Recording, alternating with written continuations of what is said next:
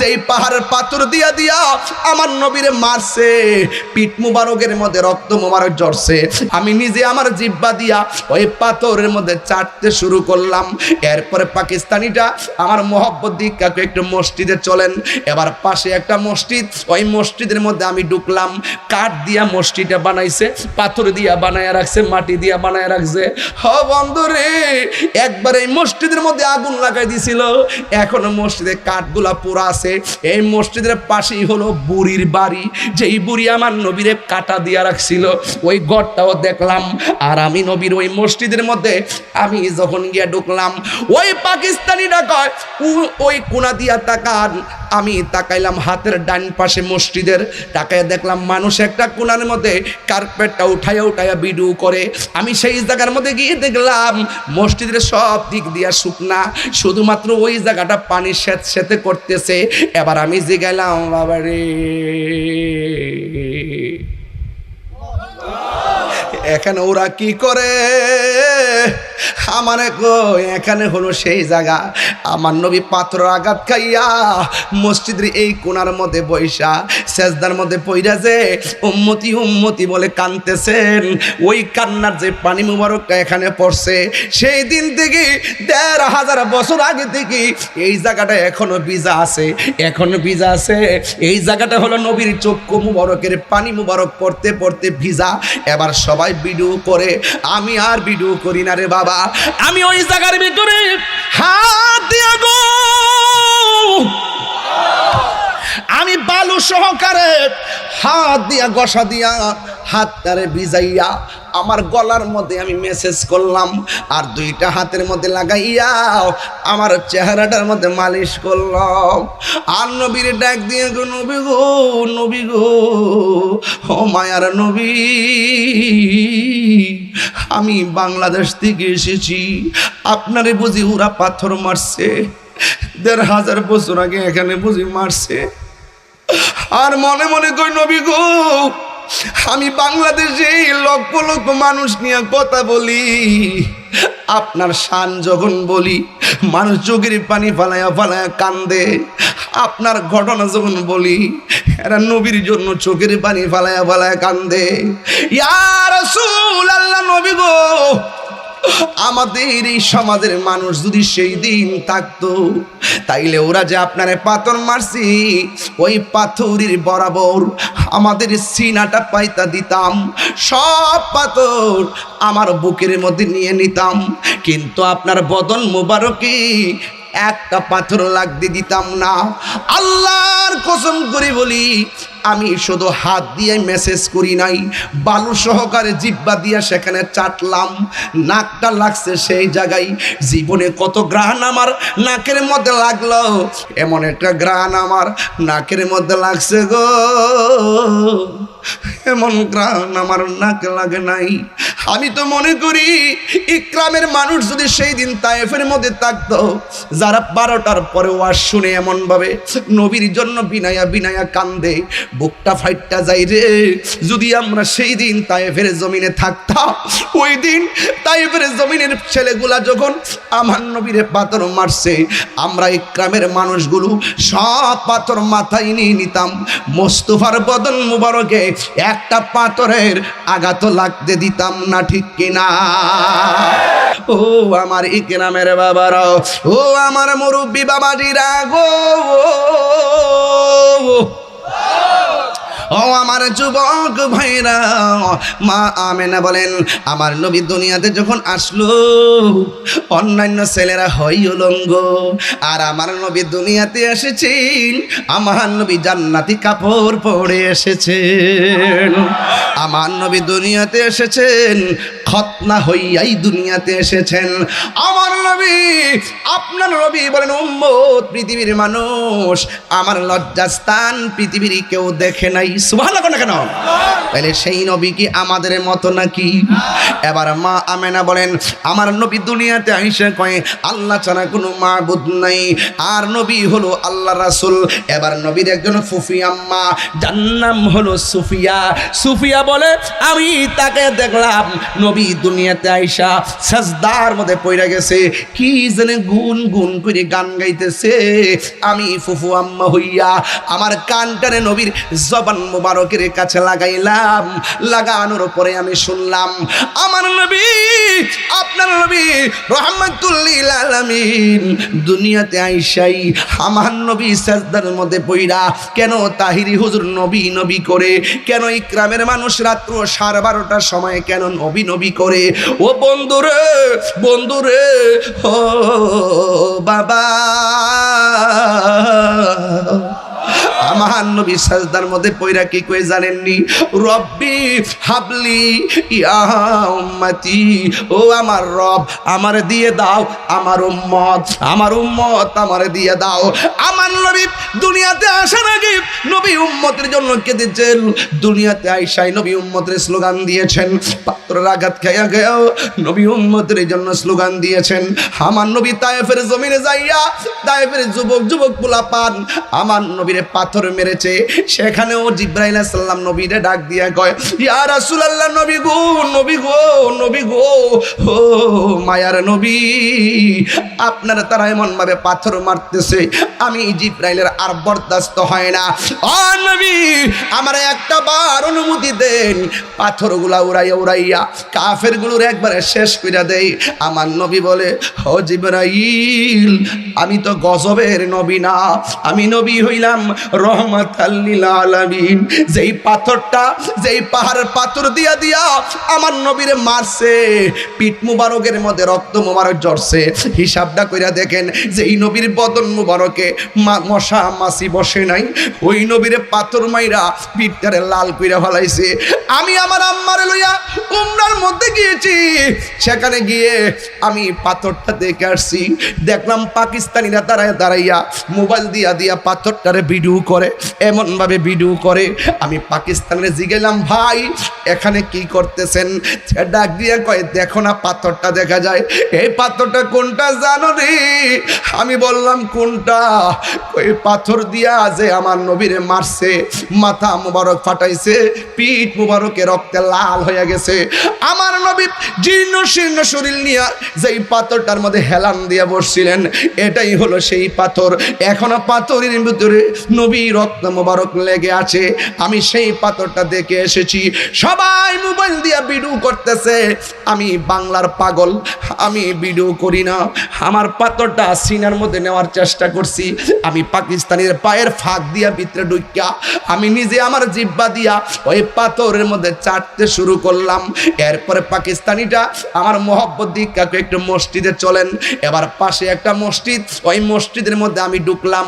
কাঠ দিয়া মসজিদটা বানাইছে, পাথর দিয়া বানায় রাখছে, মাটি দিয়া বানায় রাখছে। হ বন্ধু রে, একবার এই মসজিদের মধ্যে আগুন লাগাই দিছিল, এখনো মসজিদের কাঠগুলা পুরা আছে। এই মসজিদের পাশেই হলো বুড়ির বাড়ি, যেই বুড়ি আমার নবীরে কাটা দিয়া রাখছিল, ওই ঘরটাও দেখলাম। আর আমি নবীর ওই মসজিদের মধ্যে আমি যখন গিয়া ঢুকলাম, ওই পাকিস্তানিরা কয় ওই কোনা দিয়া তাকান। আমি তাকাইলাম হাতের ডান পাশে মসজিদের, তাকায় দেখলাম মানুষ একটা কোনার মধ্যে কার্পেটটা উঠাইয়া উঠাইয়া ভিডিও করে। আমি সেই জায়গার মধ্যে গিয়ে দেখলাম মসজিদের সব দিক দিয়া শুকনা, শুধুমাত্র ওই জায়গাটা পানি সেতে করতেছে। এবার আমি জিগাইলাম বাবা রে, এখানে ওরা কি করে? আমারে কই এখানে হলো সেই জায়গা।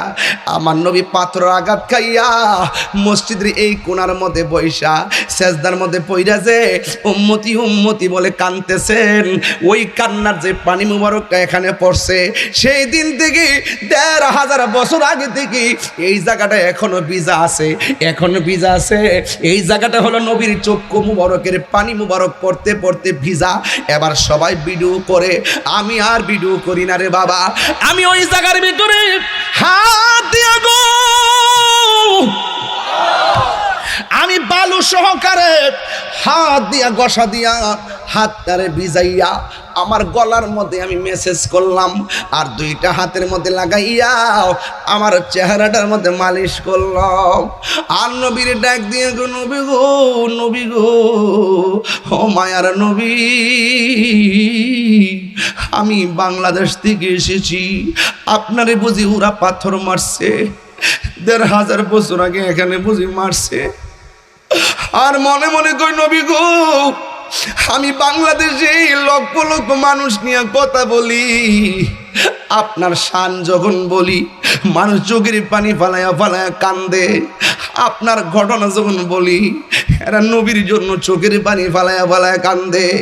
ইয়া রাসূলুল্লাহ, নবী গো, আমাদের এই সমাজের মানুষ যদি সেই দিন থাকতো, তাইলে ওরা যে আপনারে পাথর মারছি, ওই পাথরের বরাবর আমাদের সিনাটা পাইতা দিতাম, সব পাথর আমার বুকের মধ্যে নিয়ে নিতাম, কিন্তু আপনার বদন মোবারকে একটা পাথর লাগতে দিতাম না। আল্লাহর কসম করে বলি, আমি শুধু হাত দিয়ে মেসেজ করি নাই, বালু সহকারে জিব্বা দিয়ে সেখানে চাটলাম, নাকটা লাগছে সেই জায়গায়। জীবনে কত গ্রাণ আমার নাকের মধ্যে লাগলো। এখনো যারা উমরা করতে যাবেন, হজে যাবেন, ওই জায়গার মধ্যে আমার কথাগুলোর বাস্তব প্রমাণ দেখবেন। আমার নবীর চক্ষু মোবারকের যেই পানি মোবারক ঝরছে, ওই জায়গার ভিতরে আমি যখন জিব্বাটা লাগাইয়া চাটলাম, নাকটা তখন সেই পানি মোবারকে লাগলো। এমন একটা গ্রাণ আমার নাকের মধ্যে লাগছে গো, এমন গ্রাণ আমার নাকে লাগে নাই। আমি তো মনে করি ইকরামের মানুষ যদি সেই দিন তায়েফের মধ্যে থাকতো, যারা 12টার পরে ওয়াজ শুনে এমনভাবে নবীর জন্য বিনায়া বিনায়া কান্দে, বুকটা ফাইটটা যাই রে।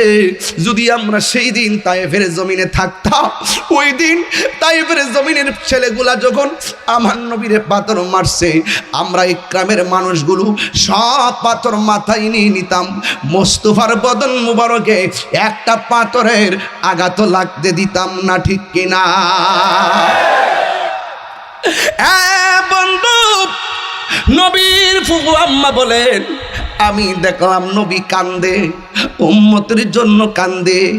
মা আমেনা ভাবলেন, এতদিন আমি নবীর সংবাদ পাইলাম, আসলেই তো কত সুন্দর নবী, আমি কত সৌভাগ্যবতী। সন্তানটারে এমনভাবে ধরার জন্য একটু সামনে গেল, যেই মাত্র সামনে গেল, ওই মুহূর্তে ওই 4টা মহিলা, মনে আসেনি বাবা, ওই 4টা মহিলা ডাক দিয়ে বলে, আমেনা গো, এই মুহূর্তে নবীরে ধরা যাবে না। মা আমেনা বলে, আমি তাকে দেখছি আমার চোখের সামনে আমার সন্তানটারে আসমানের দিকে উড়াইয়া লইয়া যাইতেছে। কিছুক্ষণ পরে দেখলাম চোখের মধ্যে সুরমা লাগাইয়া আমার আল্লাহ রহমাতুল আলামিনকে আমার ঘরের দুলনার মধ্যে পাঠাইয়া দিলেন। ও বন্ধু, বন্ধুরে, বন্ধুরে, ও বাবা, কি ভাষায় নবীর ওয়াজ বুঝাইতাম। সন্তান হলে মা সন্তানকে দেখার জন্য তাকাইতে চাই কি চাই না? আমার সমাজ ইকরামের মধ্যে যদি কোনো মা সন্তান জন্ম দেয়, এমন অনেক মা আছে সন্তান জন্ম দেওয়ার পরে আর মুখ লড়ায় না, হাতও লড়ায় না, পায়ও লড়ায় না। পাশের বাড়ির মহিলা কয়, সন্তান যদিও ওয়া ওয়া করে কান্দে গো, কিন্তু মা তো দুনিয়া থেকে বিদায় হয়ে গেছে। ডেলিভারির কেসে অনেক মা দুনিয়া থেকে বিদায় হয়ে যায়। আমার নবী, আপনার নবী বলেন, ও পৃথিবীর মানুষ, কোনো মানুষ যদি ডেলিভারি কেসে মারা যায় গো, আর ওই মরণটা আর সাধারণ মরণ হয় না, ওই মরণটা আমার আল্লাহ শহীদের খাতায় লিখে দেয়, ঠিক কিনা রে বাবা? এই কিরামের বাবা, মা আমেনা সন্তানকে ধরতে গেছে, কয় না ধরা যাবে না। সন্তানকে ধরার জন্য ইকরামের মা সন্তান জন্ম দেওয়ার পরে ডাক দিয়া কয়, আমার ছুরি দে, আমার জীবন আমি রাখতাম না। সন্তান পেটে নেওয়া যদি এত কষ্ট হবে, জিন্দিগি তো আমি পেটের মধ্যে সন্তান নিতাম না। একটা ছুরি দে, আমার জীবনটা আমি শেষ করে দে, আমার জীবন আমি রাখতাম না।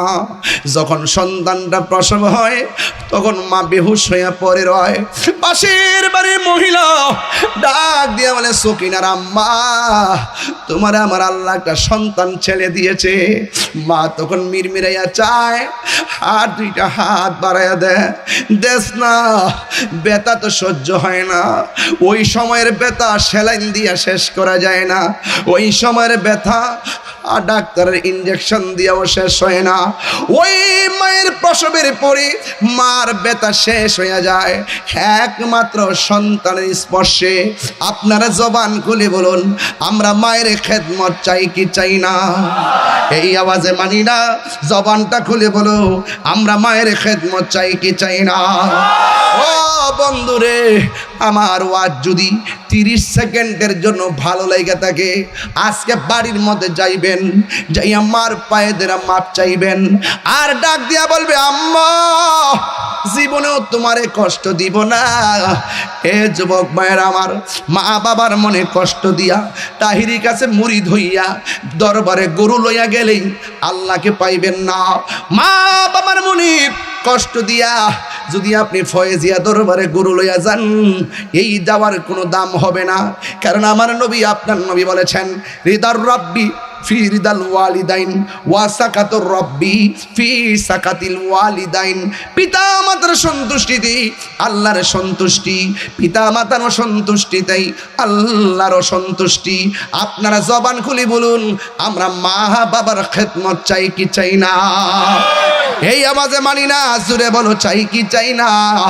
শুধু নবীর মিলাদ মানলেই চলবে না, আমার নবীর সিরাত মানা লাগবে। কথা বলেন ঠিক কিনা? এই জন্য যুবক, আমার নবী দুনিয়ার মধ্যে তাশরীফ এনেছেন, দুলুকে বুলুকে আনন্দের হিল্লুল বয়ে গেছে। এই জন্য আমার নবী যা বলছে করো, তা আমাদেরকে করা লাগবে। যা বলছে তুমি করিও না, তা থেকে আমাদেরকে দূরে থাকা লাগবে। কেন জানো নি? আল্লাহ রাব্বুল আলামিন বলেন, মা আতাকুমুর রাসূলু ফাখুযুহু ওয়া মা নাহাকুম আনহু ফান্তাহু। আমার আল্লাহ বলেন, বন্ধুগণ, যা আপনি আমি আল্লাহর পক্ষ থেকে কল্যাণ করে নিয়ে এসেছেন তা গ্রহণ করা লাগবে, আর যা থেকে নিষেধ করেছেন তা থেকে আমাদের দূরে থাকা লাগবে। মা আমেনা বলেন, আল্লাহ রাব্বুল আলামিন আমি আমেনা যে নবীরে ধরতে চাইলাম, এত সুন্দর করে বাইন্ডিং করে পাঠাইছে। আল্লাহু আকবার কর না কেন? এত সুন্দর করে বাইন্ডিং করে পাঠাইয়া আমার ঘরের ভিতরে একটা দুলনা ছিল, দুলনার মধ্যে শোয়াইয়া দিল নবীর চাচা হযরতে আব্দুল্লাহ ইবনে আব্বাস রাদিয়াল্লাহু তাআলা আনহু বলেন, আমার নবীরে যখন দুলনার উপরে শোয়াইলো, আমি নবীরে রাতের বেলা দেখতে গেলাম। বাড়ির বিলে বলতো মোটামুটি একটু রাত্র হওয়ার পরে 4টা ফকফকা দেখা যায় গোলগাল, এত সুন্দর করে বাদ্রুন মানে পূর্ণিমার চাঁদ। নতুন চাঁদ যেটা ওঠে এটাকে বলা হয় হেলাল, আর গুল হয়ে গেলে এটাকে বলা হয় বাদ্রুন, আর যখন গুলের পরে ছোট হয়ে যায় এটাকে বলা হয় কমার।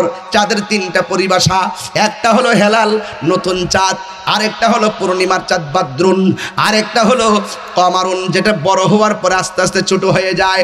ও যুবক, আমার নবীর চাচা যখন নবীরে দেখতে গেল, আমার নবীরে যায়া দেখে দুলনার মধ্যে নবী শোয়া, বাতাস নাই কিছু নাই, বিনা বাতাসে দুলনাটা লড়তেছে।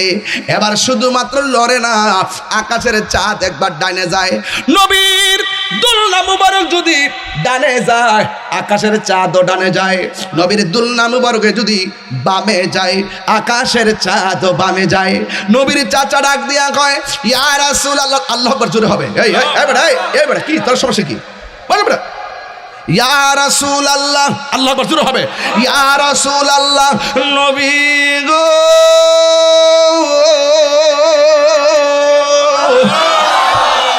ও মায়ার নবীজি, আমি আপনার দেখতে গেলাম, দেখতে যাইয়া দেখলাম দুলনাটা বিনা বাতাসে লড়তেছে। দুলনা যদি উত্তরে যায় আকাশের চাঁদ উত্তরে যায়, দুলনা যদি দক্ষিণে যায় আকাশের চাঁদ দক্ষিণে যায়। ইয়া রাসূলুল্লাহ, ইয়া হাবিবাল্লাহ, নবী গো বিনা বাতাসে দুলনাটা লড়লো, ঘটনাটা কি? আমার নবী বলে, ও চাচা, বিনা বাতাসে দুলনা লড়ছে জানেননি কেন? এই দুলনাটা শৈশব এসবের দুনিয়ার কোন মানুষ দিয়া আমার দুলনার খেলা খেলবে এটা আমার আল্লাহ চাই নাই। এই দুলনাটা যিনি লড়াইছে তিনি হলো হযরত জিবরাইল আলাইহিস সালাম। আকাশের চাঁদ কেন ডানে গেল বামে গেল জানেননি গো? আমার খেলা দেখা দুনিয়ার কোনো দর্শক হবে আল্লাহ চাই নাই। এই জন্য দরা ছোঁয়ার বাইরে আমার খেলার দর্শক আমার আল্লাহ আকাশের চাঁদকে বানায়া দিছে। আর মায়া করে কন্যা সুবহানাল্লাহ। রহমতে আলম নূরে মুজাসসাম রহমতে হাত তুলে খুশি হব। সাহাবীরা আতর বানাই ওই নবীজির ঘাম বলো না।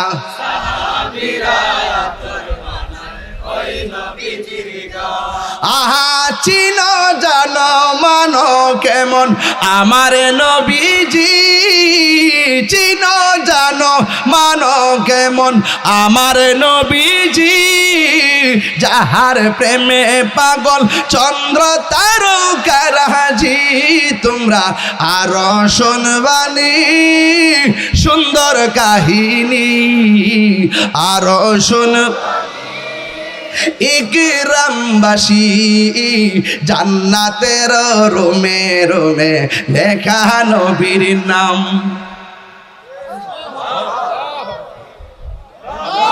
আরে বড় করে কোনা সুবহানাল্লাহ। আর মৌলবীরা মসজিদ থেকে নবীর নাম কাটতে চায়। লা ইলাহা ইল্লাল্লাহর পাশে মুহাম্মদ রাসূলুল্লাহর নাম লিখলে শিরক হবে, শিরক হবে। এগুলো লেখা যাবে না, পাশাপাশি লেখা যাবে না।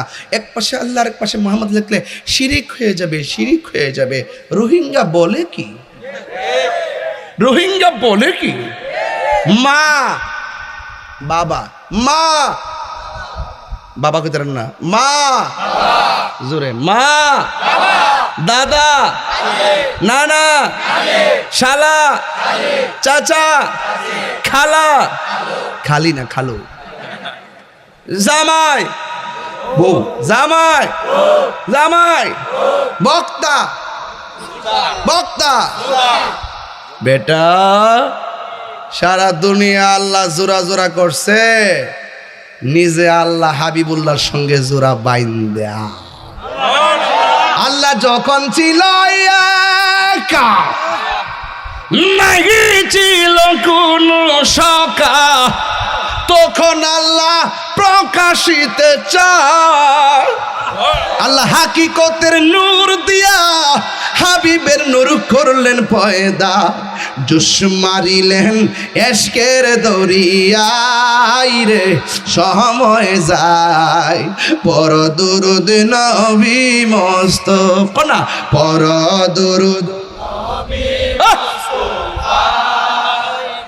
সময় যাই, পর দুরুদ নবী মুস্তাফা। আল্লাহ মুহাম্মাদি নূর হইতে আল্লাহ পাক জাত সৃষ্টি করলেন তামাম দুনিয়া। আমার নবী যদি না হইতো, কিছুই পয়দা না করিত, অন্ধকারে থাকিতে ধরাই রে গাটিরা, অন্ধকারে থাকিতে ধরা হাইরে ডাবলিউরা। সিন্নি খাইলা কাঠ দ্বারা মুল্লা চিল্লা না। আল্লাহ ভুবন সাজাইছে নবীর উসিলায়। ওই নবীর সঙ্গে গাদ্দারি করো, নামাজ পড়তে পারো, রোজা রাখতে পারো, হজ করতে পারো, যাকাত দিতে পারো, যার ভিতরে নবী নাই তার ভিতরে ইবাদতের কোনো দাম নাই।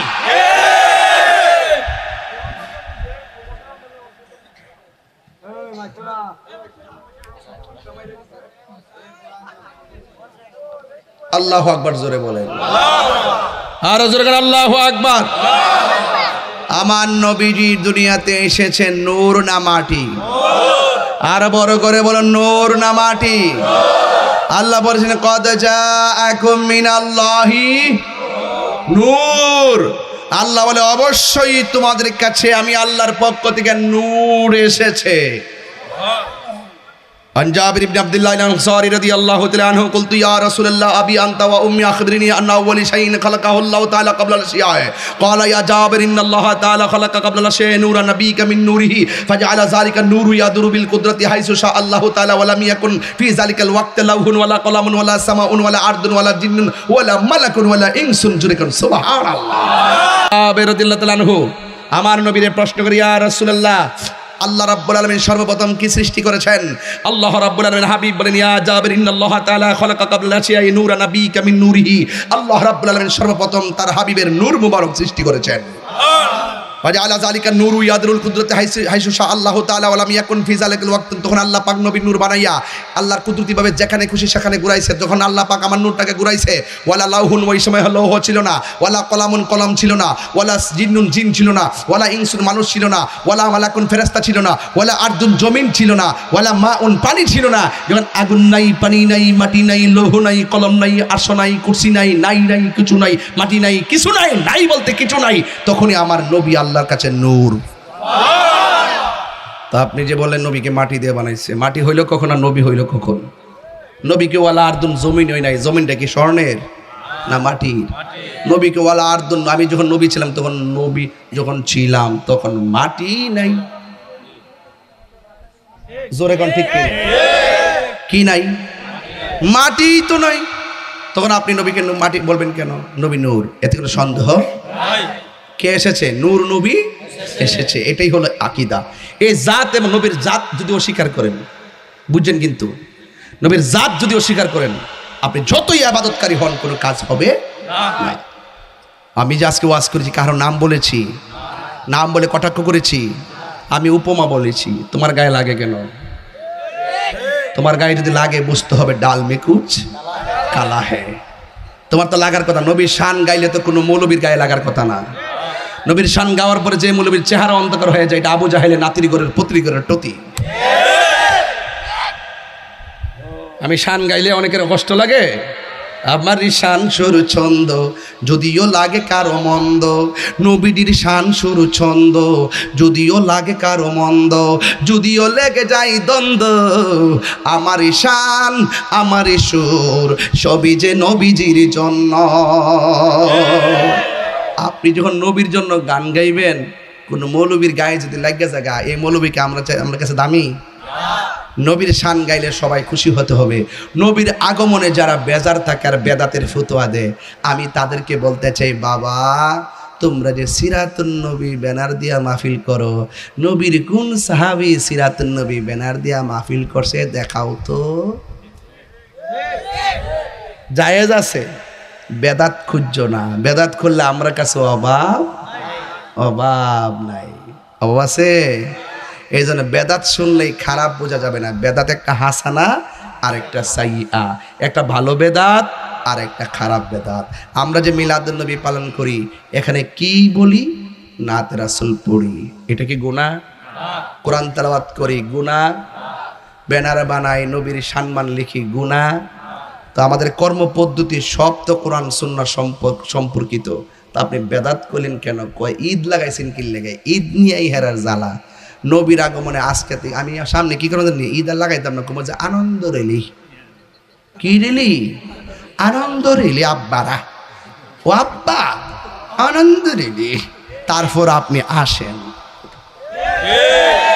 এরপর যদি না আসেন তইলে মনে করমু জন্মে প্রবলেম আছে কি আছে জন্মে প্রবলেম আছে কথা কোন ঠিক কি না আনন্দ রেলি নবীর আগমনে আনন্দ না বেজার যারা খুশি তারা হাত তুলে ইনশাআল্লাহ দেখি একটু কারা কারা খুশি নারে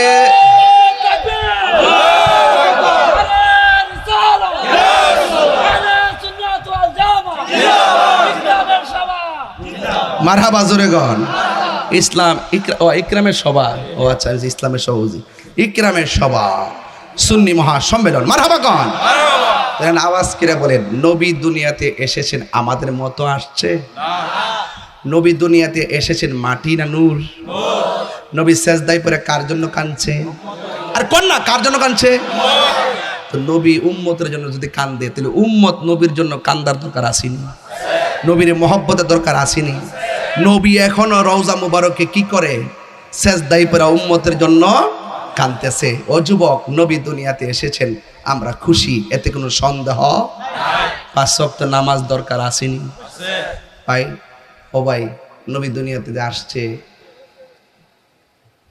এই পিছনে কেটে কথা বলছে, কি কথা বলছে ও? স্টেজের পিছনে কি জানে কথা বলছে, একটু উল্টা পাল্টা, আমার কানের মধ্যে একটু আওয়াজ আসছে। তাহিরি কাহারও লাল চোখে বই পায় না। আমি নবীর পক্ষে কথা বলবো, কাউকে আমি বরদাস্ত করতে পারবো না। নবীর আগমনে খুশি হইতে গেলে কি দলিল লাগে? নবীর আগমনে খুশি হওয়া, আজকে যে আপনারা আসছেন আনন্দ লাগতেছে না? ঈদই তো ঈদ, এটার জন্য কি দলিল লাগবো? কথা দলিল লাগবো?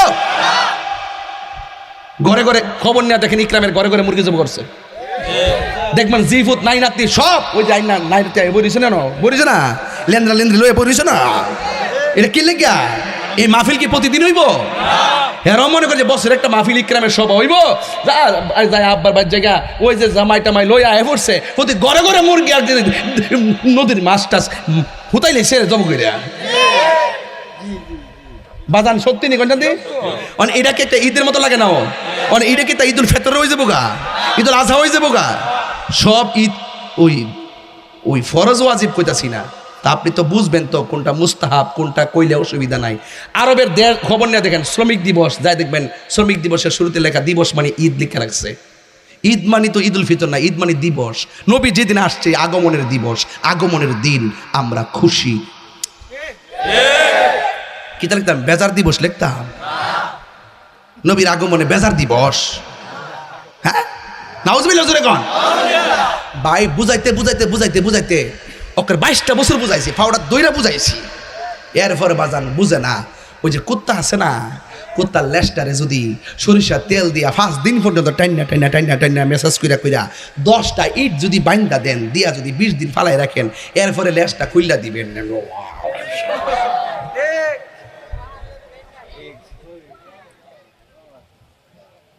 যে বুঝে অল্পতেই বুঝে, নবীর ব্যাপারে কোনো কম্প্রোমাইজ নাই। আপনি আমাকে ভণ্ড বলেন, মাজার পূজারি বলেন, আমি আপনাকে ছেড়ে দিব, কিন্তু মুস্তাফার শান আজমত আপনি ব্যারিকেড দিবেন, এটা আমরা বরদাস্ত করব না। হাত তুলে বলো, ঠিক কি না বলো?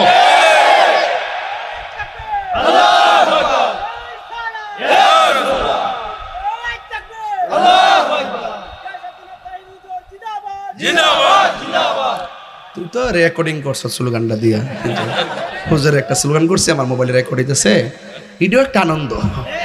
এটাও কি যে আমি স্লোগান দিচ্ছি, হুজুরে খুশি হইব আর আমার মোবাইলে রেকর্ড হইব, বাইতনা সবার দেখাই দেখাই হাসবা, আনন্দ করবা, এটাও একটা আনন্দ। সব জায়গায় দলিল খুঁজিস না পাগলা। জামাই জন্য বোর জন্য সাজে, এটা আনন্দ, এটা ঈদই। জামাই আইব বুঝ না, ঈদই সব বুঝো, এটা বুঝো না তো তোমরা, সমস্যা আছে। কথা কোন ঠিক না বেঠি? এই জন্য যারা রাগ করেন তাদের সাথে আজকের ফাইনাল কথা, শেষ কথা হইল, বাবা যান আর ধাক্কাধাক্কির সময়। এই যে এটা একটা বিষয় হইল বাজান, আপনি বাংলাদেশে আগে ফতোয়া দিয়েছেন জায়েজ না, এখন বিশ্বের প্রায় 160টা দেশের মধ্যে নবীর আগমনের মিছিল হইতেছে। আপনি এটা কি করবেন কইয়া কোন? আপনারা আজ থেকে 15-20 বছর আগে নবীর মরা নবী কইছেন, আমরা যখন দলিল টলিল দিছি আলহামদুলিল্লাহ, এখন জিন্দা নবী মানেন। আমরা এটাও বিশ্বাস করি একদিন না একদিন আপনারা ঘরের ভিতরে যদিও, বাইরে যদিও না করেন, ভিতরে হইলেও করবেন। ঠিক কিনা বলেন? এখন বলেন, আমরা 5 ওয়াক্ত নামাজ চাই কি চাই না? নামাজ ছাড়া বক্তাগিরি আছে, পেশাবগিরি আছে, শ্রোতাগিরি আছে। বাবাজান, নবী নামাজ 5 ওয়াক্ত আনছে, এই 5 ওয়াক্ত নামাজ পড়বেন। রাসূল বলতেছেন, যারা 5 ওয়াক্ত নামাজ পড়তে যায়, বিসমিল্লাহ করে যখন উজুটা শুরু করে, 70,000 ফেরেশতা উজু শেষ হওয়ার আগ পর্যন্ত উজুকারীর জন্য গুনাহ মাপ চাইতে থাকে। যখন উজু করতে যায় হাতটা ধৌত করে, হাতের পানির সঙ্গে আল্লাহ পাক হাতের গুনাহগুলো মাটিতে জড়াইয়া দেয়। মুখের যখন কুলি করেন গড় গড় গড় গড় করে, তখন মুখের যে পানিটা আছে, পানির সঙ্গে মুখের গুনাহগুলো আল্লাহ নিচে জড়াইয়া ফেলাই দেয়। যখন আপনি একবার উজু করে শেষ করেন, লাস্টের যে ফুটাটা আছে না, এই ফুটার সাথে আপনার অল বডির গুনাহ নিচে জড়াইয়া ফেলাই দেয়। এই জন্য এই নামাজ দরকার আসেনি। নামাজের চাবি হইল উজু। নামাজের চাবি কি? আর উজুর চাবি হইল পবিত্রতা। আর বেহেস্তের চাবি হইল নামাজ। ওহন মনে নামাজ পড়ছেন, উজু করছেন না, কাম হইব নি? আচ্ছা উজু করছেন, মুত্তা ফানি লইছেন না, কাম হইব নি? তাহলে বোঝা গেল উজুর চাবি হইল পবিত্রতা, নামাজের চাবি হইল উজু, বেহেস্তের চাবি হইল নামাজ। একবার শুরুর থেকে মাইরা লয়ে গেছি, চাইরে কোনা মাইরা নিয়েছি, শিমাল, জুনুব, মাশরিক, মাগরিব, সব মাইরা বুঝাইলাম যে নবীরে মানলে মানার মতো মানেন। আপনি নামাজও পড়বেন, সুদও খাইবেন, ইত্তা নামাজ কোন কাম হইতো না বাজান। কপালত দাগ পালাইছেন কি হই, মিশা কথা ছাড়তারেন না। আরে বাবা উজু যে করছেন, ভিতরের ময়লা পরিষ্কার হইছে? এরপর তো আল্লাহ আপনারে বাঁচাই রাখছে, ভিতরে অতলা ময়লা লয়া উজু করতেছেন, কইতাছেন যে আমি পবিত্র, আমি কি পবিত্র, অথচ ভিতরে মলমূত্র কোনো অভাব। এরপরে এই সম্মান পাইছেন কিভাবে? আল্লাহ দয়া করছে দিকে না পাইছেন? কথা কন ঠিক না বেটি? আল্লাহ দয়া করছে দিকে না পাইছেন? এখন বলেন তো নামাজের দরকার আছে না নাই? আমার নবী বলছেন কবরের ভিতরে, মানে কবরের ভিতরে শাস্তির অভাব নাই বাজান, কিন্তু বেনামাজের শাস্তি হবে 3টা। আর এই শাস্তিগুলো হবে কবরের মধ্যে সবচেয়ে বড় শাস্তি। এটা কি? 1 নম্বর, কবরের ডাইন পাশের মাটি পশ্চিম কোনটা? এক প্রান্তে যাবে, আরেক মাটি পূর্ব প্রান্তে যাবে। আপনি উত্তর দক্ষিণ হয়ে শুইবেন, আর 2 পাশের মাটি আইসা আপনারা এমন জোর একটা চাপ দিব, রসুল বলেন ওই চাপটা কেউ সহ্য করতে পারবে না। ওই চাপটা যখন মারবে তখন সে একটা চিৎকার দিবে, ওই চিৎকার যদি কোনো মানুষের কানে লাগতো, ওই মানুষের কান ফাইটটা সে মারা যাইত। সে বলবে আল্লাহ আর পারছি না, আবার দুনিয়াতে পাঠাও, আমি নামাজ পড়বো। আল্লাহ বলবে না, সুম্মা ইলাইহি তুরজাউন, না যাওয়া যাবে না, মৃত্যুর মাধ্যমে নিয়ে এসেছি।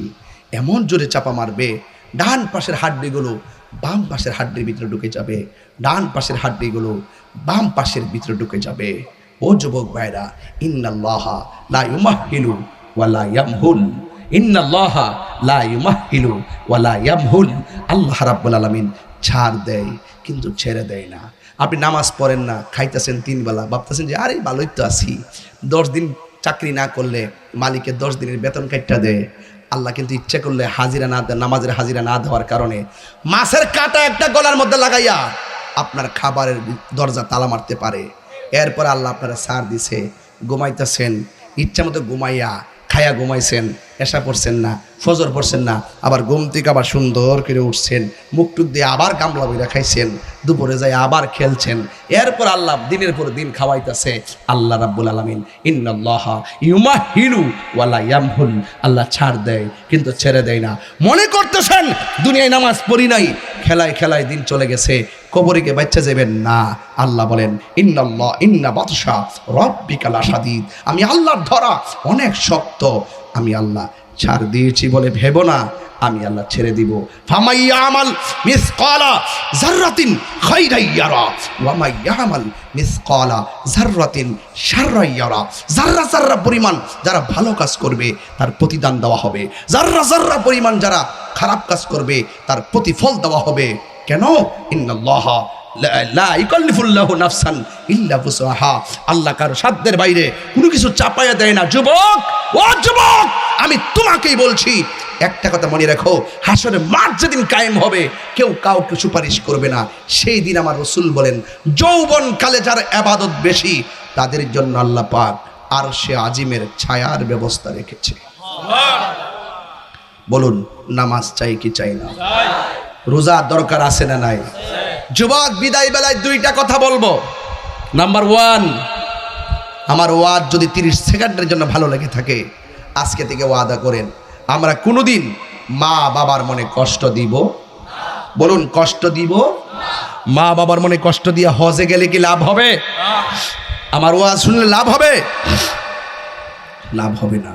মা বাবা যদি দোয়া করে, এক মা তার সন্তান, বলবো কথাটা, এক মা তার সন্তানরা বলে পুত্রী ঘুমাইতাম একটু জানালাটা লাগাই দিস না।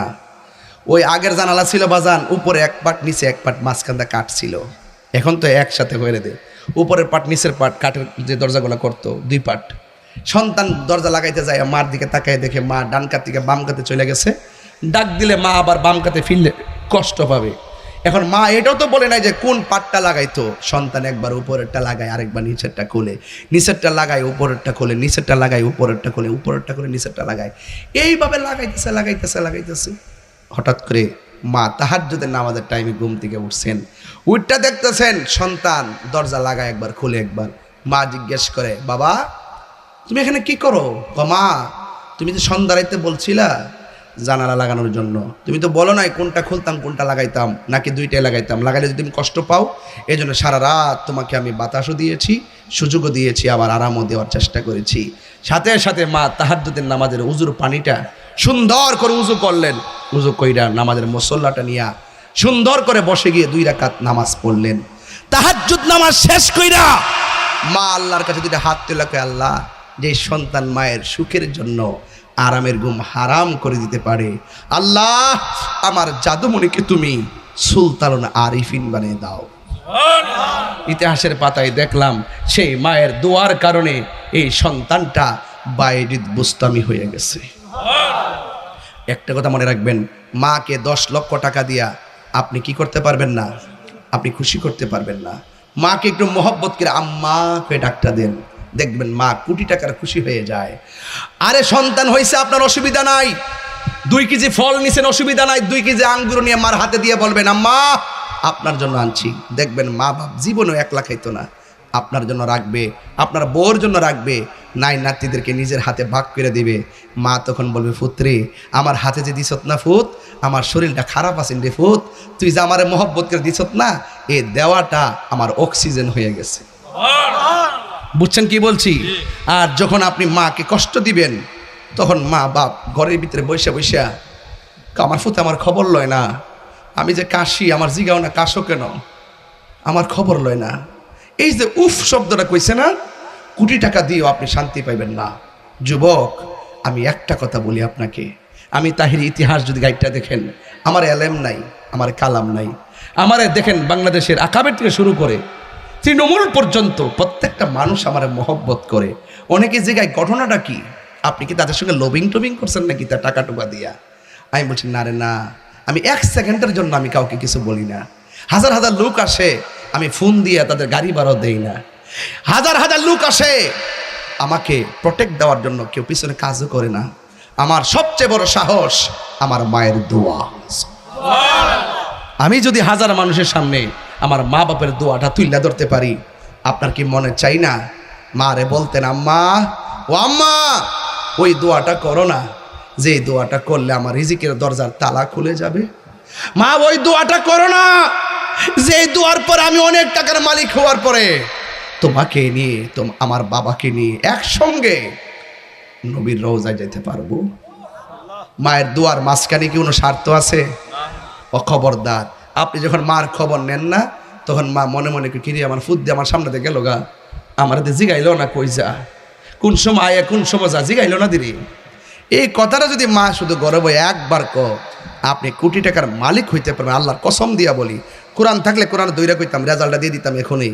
মা যদি এই কথা কি রে আমার ফুদ দিয়ে আমার খবরটা লো না রে, আমি খাইছি না খাইছি ফুদি একবার জিগা না রে আমারে, বাপটা যে তোর জন্য কোমরটা ব্যথা করে লাইছে, দাড়িটি ফাঁকা লাইছে, বাপটা যে তোমার জন্য সারাটা জীবন ফুটফুট করতে করতে জীবনটা শেষ করে ফেলাইছে, খালি পকেটে বাজারে গেছে, সন্ধ্যাবেলায় বাজারটা বই আনছে, টাকাটা করতে ফেলে জিগাইছেন। আর তুমি তো এখানে 40,000 বেতন পাও, বাপরে 1 টাকা দেও না। আর তোমার বাপ তো তখন 2,000 টাকার সরকারি বেতনও পাইতো না, তখন তোমার 3 বেলা ভাত খাওয়াইছে, তোমার ঈদের সময় তোমার কাপড় কিনা দিছে, অসুস্থতার সময় চিকিৎসা করছে, বিদেশ পাঠানোর সময় টাকাটা দিছে, তোমাকে উচ্চ শিক্ষায় শিক্ষিত করার জন্য সব টাকা বাপটা কোথায় থেকে আইন না দিল, একটা ভাত দিয়ে বাপরে জিগাইলি না। হ্যাঁ, ফুটফুট করতে করতে জীবনটা শেষ করে ফেলাইলো, জীবনটা তার সাথে করে ফেলাইছে। তুমি ইকরামের সভা করলে ব্যস্ত যাবে গা, মা বাপরে কষ্ট দিয়া। বাপটার চেহারা চাইয়া দেখো, এখন যদি ইকরাম ঘরে ঢুকি, ঘরে ঘরে বাপ মা আমার বিচার দিব যে হুজুর সন্তানের দ্বারা বড় কষ্টে আছি, নিজের কাপড়টা কিনার সুযোগ পায় কিন্তু বাপটার কাপড় কেনার সুযোগ পায় না। বাপটা ফুরান পাঞ্জাবিটা রে বালিশ নিচে ফালা ইস্তারি করে, হাই রে ফুট টেহা গোষ্ঠী কিলাই টেহা রে, কুটি ফুটি ম্যাজিস্ট্রেট বানাইছে, আমি বাংলাদেশে যতটা মা বাপ দেখছি বৃদ্ধাশ্রমে সবগুলো দেখছি শিক্ষিত। এর থেকে যারা মাছ মেরে রাখা, কোদাল দিয়ে মাটি কেটে খা, সিএনজি চালায় রাখা, অটো চালায় রাখা, প্রত্যেকটা পোলাপান মা বাপরে জানলা দিয়ে মহব্বত করে কথা বলে ঠিক কিনা? কথা বলেন ঠিক কিনা? কোন এই কথাগুলো কইলে আপনারা অনেক সময় উল্টা মনে করেন, আরে মা বাপ না থাকলে কি আছে, কাজকে মরে দেখো আমার মতন কানবেন বাপের জন্য। আজকে যে ডালটা দৌড়ি এই ডালটা ভাঙ্গা ফ্রি। আরে আমি 22 বছর ওয়াজ করি, কোনোদিন তো এরকম অ্যাটাকিং হয় নাই, বাপ নাই, দোয়াটা হইতেছি না। আরে বাপ তো এমন একটা বাপ, এটা বট গাছের মতো ছায়া দিয়া রাখে। মা তো এমন একটা মা, মমতার চাদর দিয়া তোমার ঘুম পাড়ায় রাখে। টের পাও না, গেলে গা বুঝবা সান্দু মা বাপ কি জিনিস। ওয়াজ করছেন মিরাদুন নবী আর সিরাতুন নবী, বলছিলাম নবীর সিরাতের 63 বছর আমার বাবারে পাইছি, কষ্ট নিস না আমার প্রতি। আমি ফলামান্টে কয়া যায়, আজকা টিকা কয়া যায়, মা বাপরে যায় ফাউডারদের মাফ চাই, কইনা মা জীবনে যা করছি ভুল করছি আম্মা। আর বাপটা কবর যায় থাকলে, মাটা কবর দেয় থাকলে কবর ভরো খারিয়া চোখের পানি ফালাইয়া কইবেন রব্বির হামহুমা খামা রব্বায়ানি সগীরা। এই দোয়াগুলা করবেন চোখের পানি ফালাইয়া, দেখবেন আজকের মাহফিল সার্থক হয়ে গেছে। 5 ওয়াক্ত নামাজ দিছি, পড়বেন ইনশাল্লাহ। মা বাবার খেদমত দিছি, করবেন ইনশাল্লাহ।